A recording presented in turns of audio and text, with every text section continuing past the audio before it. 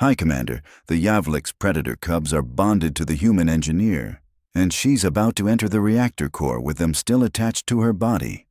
Thex felt his primary heart skip as the words crackled through his command headset. He looked up from the navigation reports scattered across his desk, his scaled hands freezing mid-motion. Repeat that. Sir, the human, Emma from engineering. She has 2 Yavlik's cubs on her shoulders. They've been following her for 3 hours. She's currently accessing Maintenance Bay 7 with her toolkit, and the cubs refuse to leave her vicinity.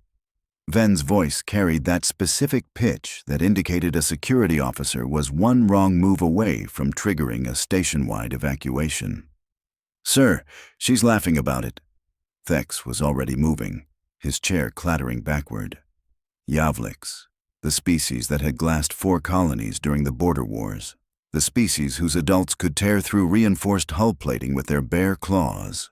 The species that every sentient civilization had classified as apex predators, not to be approached under any circumstances. And there were cubs, on a human. Who was laughing? Lock down Maintenance Bay 7 immediately, Thex commanded, his feet carrying him toward the command lift at a pace that was almost but not quite running. Command personnel didn't run. It caused panic, but his second heart was hammering now, and his survival instincts were screaming at him to get every non-essential person off this sector of the station. How did they get on board? Where are the parents? And why in the 17 hells is the human still mobile? Sir, we don't know. The cubs appeared in ventilation shaft B7 yesterday. Emma reported finding them. As for why she's mobile, Ven's voice dropped. Sir, she's petting them. One of them is playing with her hair. The other one just handed her a wrench with its mouth. Thex's claws scraped against the lift panel as he jabbed the button for Deck 9. His tactical training warred with the sheer impossibility of what he was hearing. Yavlik's cubs didn't play. They certainly didn't hand tools to other species. They were born with hunting instincts that made them dangerous from the moment they could walk. The lift doors opened, and he found himself facing a scene that violated everything he knew about xenobiology. Maintenance Bay. 7's entrance was crowded with security personnel, all of them pressed against the walls, weapons holstered but hands hovering near them. Through the open doorway, Thex could see into the bay itself. A human woman, small by human standards, maybe 5.5 feet tall, stood at a workbench with her back to the door. Her dark hair was pulled back in a ponytail. 2 creatures perched on her shoulders, each one the size of a fully grown Terran house cat, but infinitely more terrifying. The Yavlik's cubs had sleek, midnight black bodies covered in bioluminescent spots that pulsed with a soft blue light. Their tails, easily 3 feet long and lined with razor-sharp ridges, curved around the human's torso. One tail had wrapped itself through her ponytail, the end dangling against her shoulder blade. The cubs' heads were disproportionately large, dominated by forward-facing eyes that glowed with predatory intelligence. Even at this juvenile stage, their fangs were clearly visible, each one at least 2 inches long, and the human was humming. Emma, Thex called out, forcing his voice to remain calm and authoritative. I need you to very slowly step away from your workstation and move toward the door. The human turned, and Thex got his first clear look at her face. She was young, maybe mid-20s in human years, with grease smudged across one cheek and an expression of complete bafflement.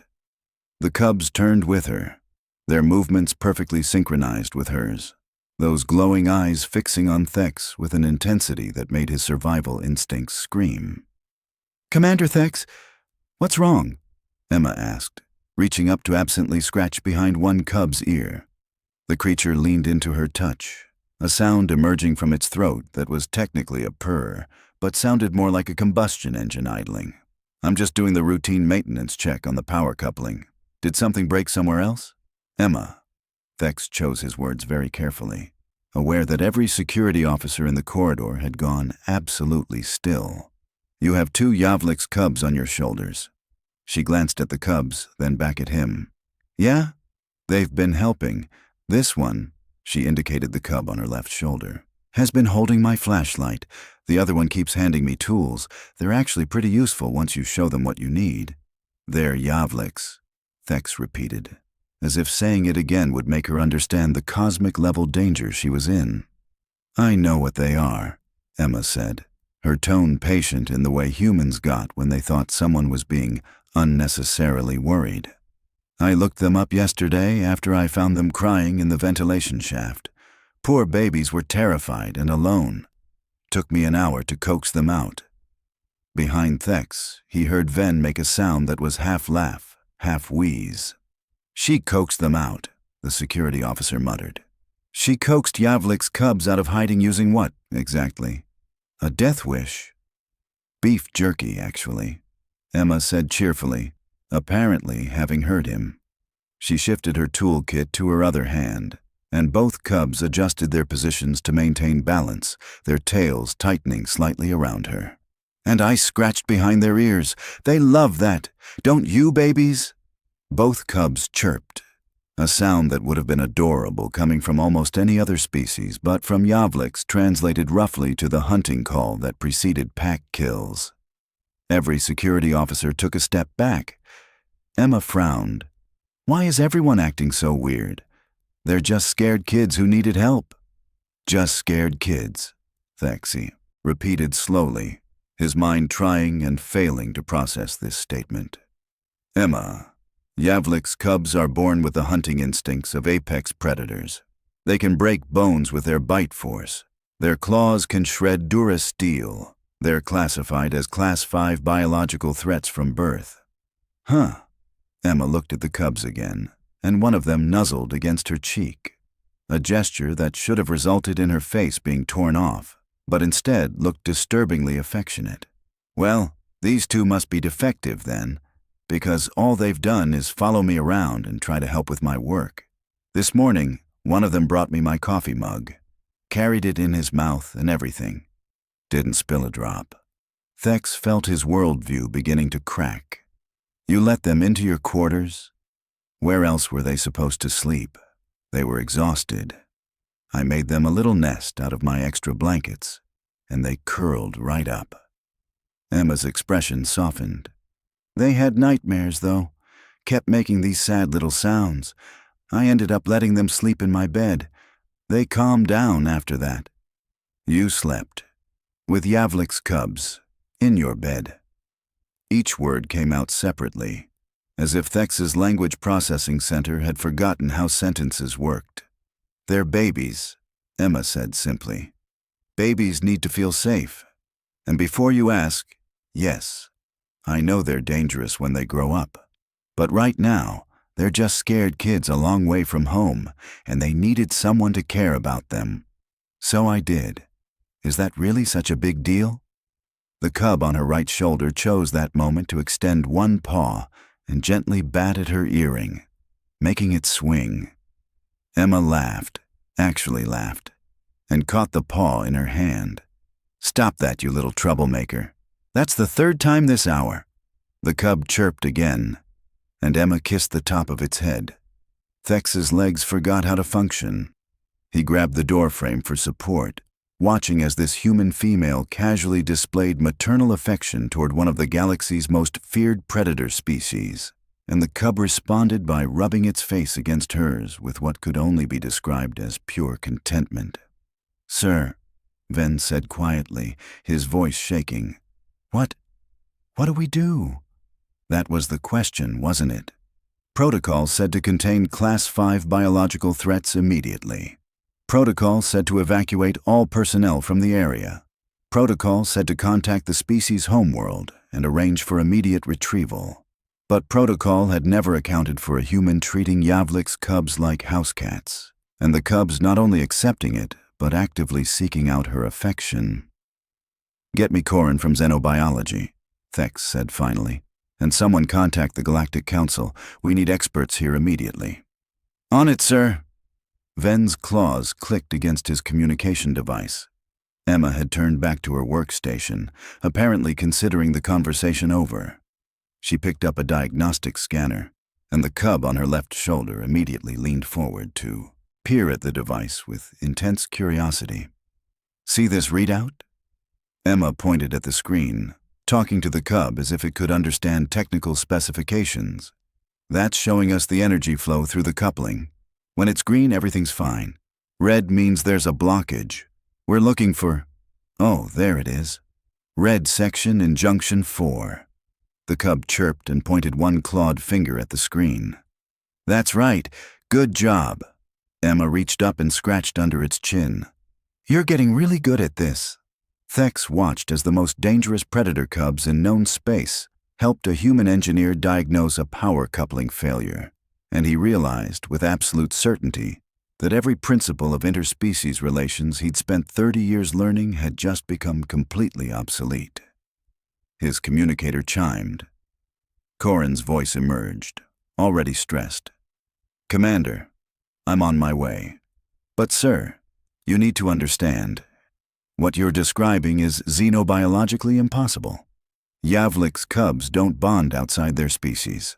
They don't display affectionate behaviors toward prey species. They especially don't engage in cooperative tool use with other species.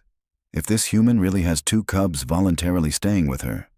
She's scratching their ears and they're purring. Thex interrupted. Get here, now. He cut the connection and watched as Emma crouched down to access the lower panel of the power coupling, and both cubs shifted their positions to maintain contact with her shoulders, their movements fluid and practiced as if they'd been doing this for years instead of hours. One of the cubs noticed him watching and met his eyes directly, a threat display in Yavlik's body language. Then Emma said, "Be nice," in that same gentle tone, and the cub immediately looked away, making a soft, apologetic sound. The human had just corrected a Yavlik's threat display with the same voice one might use to scold a puppy for chewing shoes. And it had worked. Thex leaned against the wall, his scaled forehead resting against the cool metal, and tried to figure out how he was going to explain this in his incident report. Behind him, Ven cleared his throat. Sir, the Council wants to know if we need emergency evacuation protocols. Thex looked at Emma, who was now showing both cubs how to properly calibrate a power flow regulator, her voice patient and encouraging as they chirped with apparent excitement. Tell them, he said slowly, that we have a situation that's going to require a complete revision of our understanding of predator-prey dynamics, and tell them to send everyone they have who knows anything about Yavlik's behavior. Yes, sir. And the evacuation? Thex watched one of the cubs carefully hand Emma a micro-wrench, placing it gently in her palm with a level of fine motor control that shouldn't be possible for its species at this developmental stage. No evacuation, he said. I think the only thing in danger here is everything we thought we knew about how the universe works. Corin arrived 17 minutes later, his breathing apparatus wheezing from the speed of his journey across the station. The Teluvian biologist's compound eyes fixed on the scene in Maintenance Bay 7, and his primary respiratory spiracles flared in what Thex recognized as profound shock. Impossible, Corin breathed, his translator rendering the word with appropriate reverence. Commander, I need to scan them immediately. Be my guest, Thex said. But don't get too close. The cubs get protective when strangers approach. Protective of what? Their feeding source? Corin pulled out his bioscanner, the device humming to life. Yavlik's cubs don't form protective bonds until they reach adolescence, and even then only with their immediate family unit. This human should register as prey, as food. Emma chose that moment to laugh at something one of the cubs did. It had apparently tangled itself in a bundle of cables and was chirping indignantly. She gently unwound it, murmuring reassurances. You're okay, baby. Let's get you untangled. There we go. The cub nuzzled against her palm, making that unsettling purring sound. Corin's scanner beeped urgently. He looked at the readout, then at Emma, then at the readout again. This can't be right. The cubs are exhibiting biochemical markers consistent with parent-offspring bonding. Their stress hormones are at baseline, actually below baseline. They're completely relaxed. Of course they're relaxed, Emma called over without turning around. I fed them, played with them, and gave them a safe place to sleep. Why wouldn't they be relaxed? Because you're not their species. Corin's voice cracked. You're not even their biological classification. You're a mammal. They're silicon-based quasi-reptilians with distributed neural networks. You share almost no common evolutionary biology. There's no mechanism for this type of cross-species bonding to occur. Emma finally turned, one eyebrow raised. Dude, I don't know what to tell you. I was nice to them, and they liked it. Is that really so complicated? Before Corin could respond, alarms blared throughout the corridor. Ven's communicator erupted with panicked chatter. Commander, we have incoming vessels. 2 Yavlik's assault crafts just dropped out of hyperspace and are requesting immediate docking clearance. Ven's voice was tight. Sir, they're broadcasting on all emergency channels. They're looking for their cubs. Thex felt his blood temperature drop. The parents are here. Oh, good, Emma said brightly. They must be so worried. We should let them know their babies are safe. Emma, Thex said carefully, adult Yavliks are considerably more dangerous than the cubs. They don't respond well to strangers near their offspring. Then it's a good thing I'm not a stranger to these 2, Emma replied, scratching both cubs simultaneously behind their ears. They leaned into her touch, their tails curling contentedly. Come on, let's go meet. Your parents? Babies. She started walking toward the corridor, and the cubs adjusted their positions on her shoulders without missing a beat, their movements synchronized with her stride. Emma, wait! Thex moved to intercept her, but both cubs' heads snapped toward him, their eyes brightening to a threatening luminescence. A low sound emerged from their throats, one that made every security officer reach for their weapons. Hey, Emma's voice was gentle but firm. We talked about this. Be nice to Commander Thex. He's a friend. The cubs' threatening display ceased immediately. They made soft, apologetic chirps. Thex stared. This is impossible, Corin whispered, his scanner forgotten in his hand. Everything about this is impossible. Emma smiled. You guys really need to relax. They're just babies. Now, shall we go meet their parents? I'd hate to keep them waiting. Part 3. System Breakdown. The docking bay was never designed to handle the kind of tension currently filling it. 2 massive Yavliks adults stood at the airlock entrance, each one nearly 8 feet tall with armor plating that gleamed like polished obsidian. Their tails, thick as a human's thigh and lined with serrated ridges, swept behind them in agitated patterns. Their eyes, 4 each, arranged in hunting pairs, tracked every movement in the bay with predatory precision. Thex had positioned himself between the Yavliks and Emma, though he suspected it was a futile gesture. If these adults decided to attack, nothing short of heavy ordnance would stop them. Where are our offspring? The larger Yavliks' voice came through the translation device clipped to its chest armor, each word deliberate and weighted with barely controlled violence. We tracked their distress signals to this station. If harm has come to them, they're fine, Emma called out cheerfully, stepping around Thex before anyone could stop her. They're right here. Both cubs chirped excitedly at the sound of their parents' voices and launched themselves from Emma's shoulders. Not toward their parents, but into the air, executing graceful flips before landing back on Emma's shoulders, chirping proudly as if showing off a new trick. The adult Yavliks froze. Every single person in the docking bay froze. What? The larger Yavlik said slowly. Is happening? Your kids are adorable, Emma said, reaching up to steady the cubs as they resettled themselves. They've been helping me with maintenance work all day. They're really smart. Picked up on the diagnostic procedures super fast. The second adult Yavliks made a sound that the translator couldn't parse, though it came through as something between confusion and distress.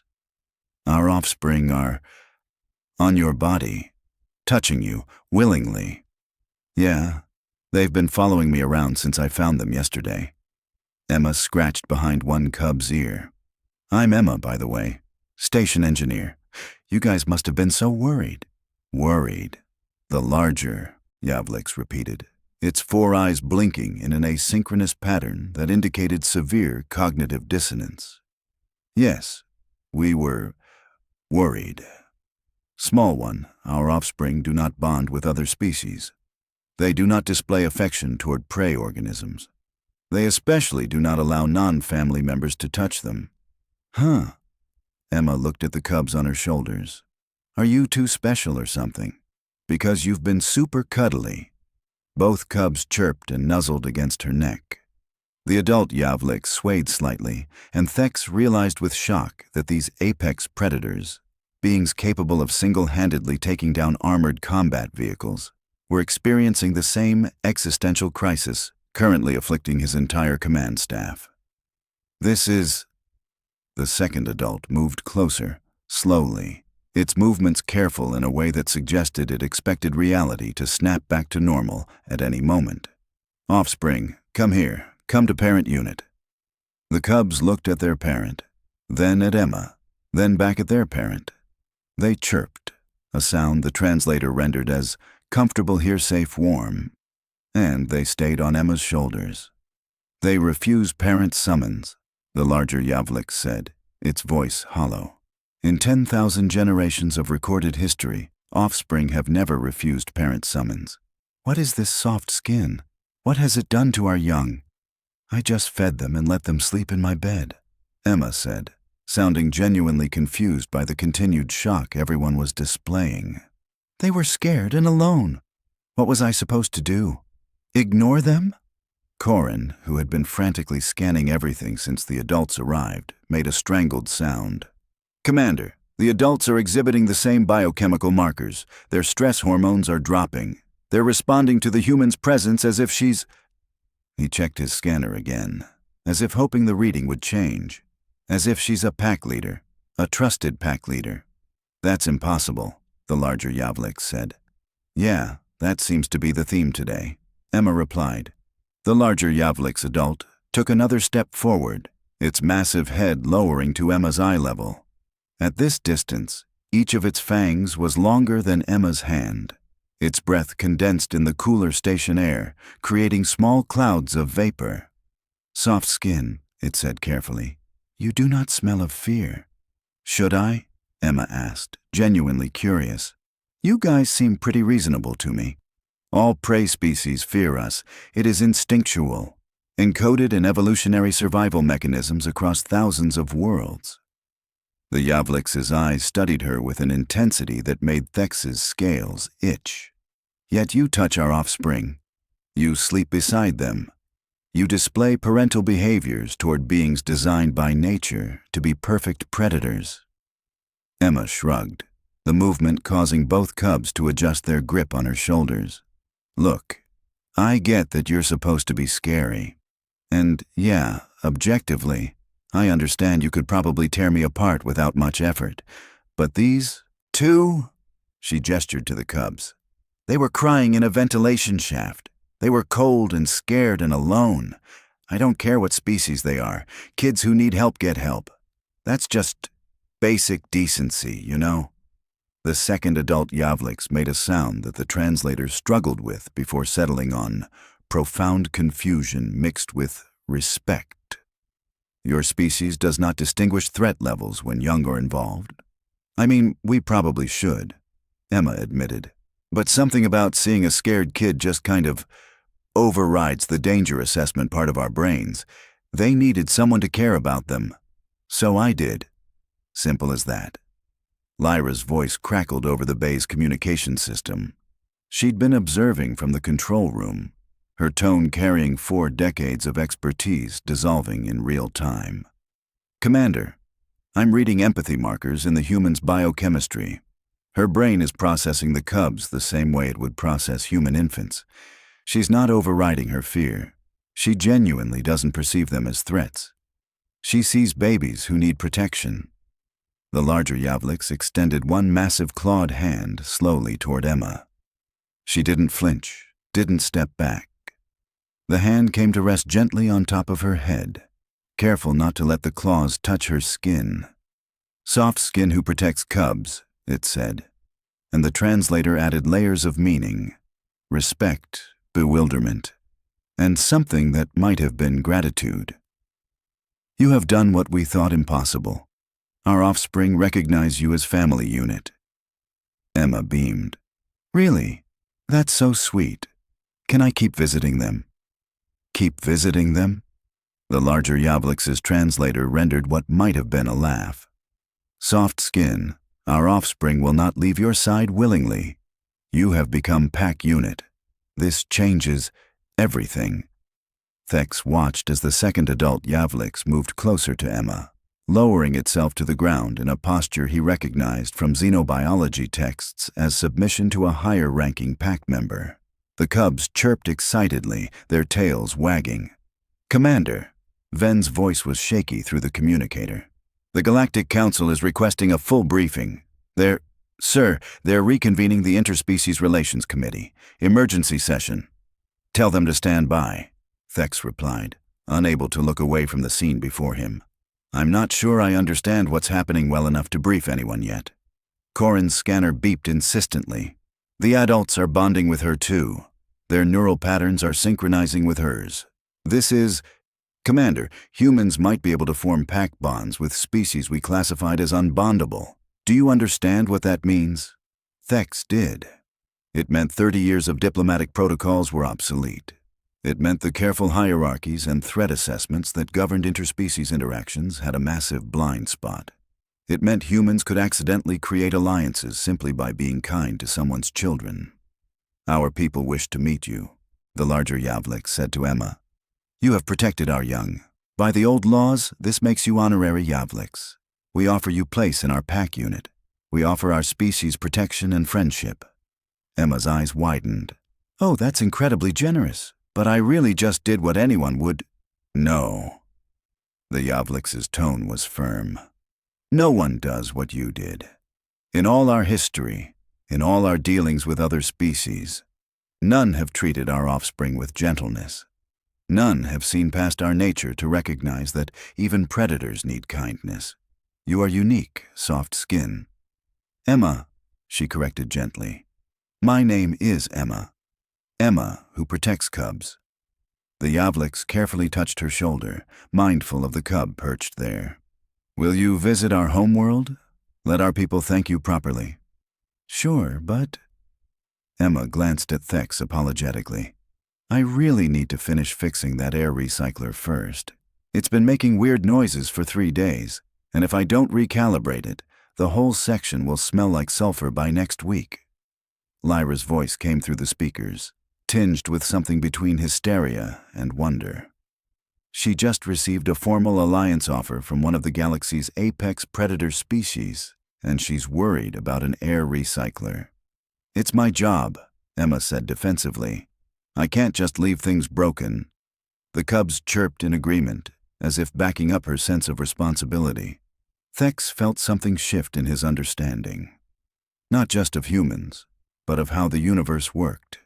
Here was a species that didn't conquest through force or negotiate through calculated diplomacy. They simply cared. They saw need and responded to it, regardless of whether that need came from a fellow human or from the offspring of beings who could tear them apart. "The Council needs new protocols," he said quietly. "Human interaction protocols. We need to understand how they form bonds, how they perceive threat, how we just treat people like people," Emma offered. "It's not that complicated, Commander." But it was. It was revolutionarily, paradigm-shatteringly complicated. Because if humans could befriend Yavlix cubs, what other species might they connect with? What other unbondable races might respond to simple human kindness? "Sir," Ven reported, "I'm receiving requests from 4 other species representatives. They want to know if humans could visit their worlds, help with cultural exchange programs." "Why?" Thex asked, though he suspected he knew. "Because if humans can gentle the Yavlix, perhaps they can help us understand each other better too." Ven paused. "Those are their exact words, sir." Emma checked her work tablet, scrolling through her maintenance schedule. "Okay, so air recycler, then the waste processing unit on Deck 4. Then I think I can take a personal day to visit the Yavlik's homeworld. Does that work? The larger Yavliks made that untranslatable sound again. You prioritize machine repair over diplomatic honors. I mean, the diplomatic stuff is really cool, don't get me wrong, Emma said. But people need air that doesn't smell like sulfur. That's important too, you know? Both cubs chirped enthusiastically, as if this was the most sensible thing they'd ever heard. Thex began composing his report in his head. How did one explain to the Galactic Council that everything they knew about interspecies dynamics had just been rewritten by an engineer who couldn't distinguish between fixing machines and befriending apex predators? Because to her, both were just problems that needed solving with basic competence and kindness. "Commander," Corin said softly, his scanner still recording every impossible reading, "I'm going to need to rewrite my entire dissertation, possibly my entire field of study." "Get in line," Lyra added from the control room. "I just watched a human become honorary Yavlik's royalty and then prioritize HVSE maintenance. I don't know what I know anymore." Emma had started walking back toward the maintenance bay, both cubs still perched on her shoulders, both adult Yavliks following at a respectful distance. She was humming again, that same tune from before, completely unconcerned that she now had 4 of the galaxy's most dangerous predators treating her like family. "Oh, and Commander," Emma called back over her shoulder, "can someone order more of that dried meat from the commissary? The spicy kind? The babies really like it, and I think their parents might too." "The babies," Thex repeated to himself. "She calls them the babies." "Sir, what do I tell the council?" Ven asked. Thex watched Emma disappear around the corner, trailed by 4 Yavliks who moved with the careful grace of beings who had just discovered something that fundamentally challenged their understanding of the universe. "Tell them," he said finally, "that humans don't see monsters. They see people who need help. And tell them that changes absolutely everything about how we thought interspecies relations worked." He paused, then added, "And someone get engineering to order that spicy dried meat. If we're entering a new era of galactic relations, apparently it starts with snacks." Behind him, he could hear Emma's voice echoing down the corridor. "Okay, babies, let's go fix that recycler. And yes, you can help, but please don't chew on the power cables this time. I know they're shiny, but they're also dangerous." The cubs chirped. The adults rumbled their agreement. And somewhere in the distance, Thex heard Corin laughing. That slightly unhinged laugh of a scientist watching their entire worldview crumble and finding it unexpectedly liberating. The universe had just gotten a lot more complicated, and somehow a lot more hopeful.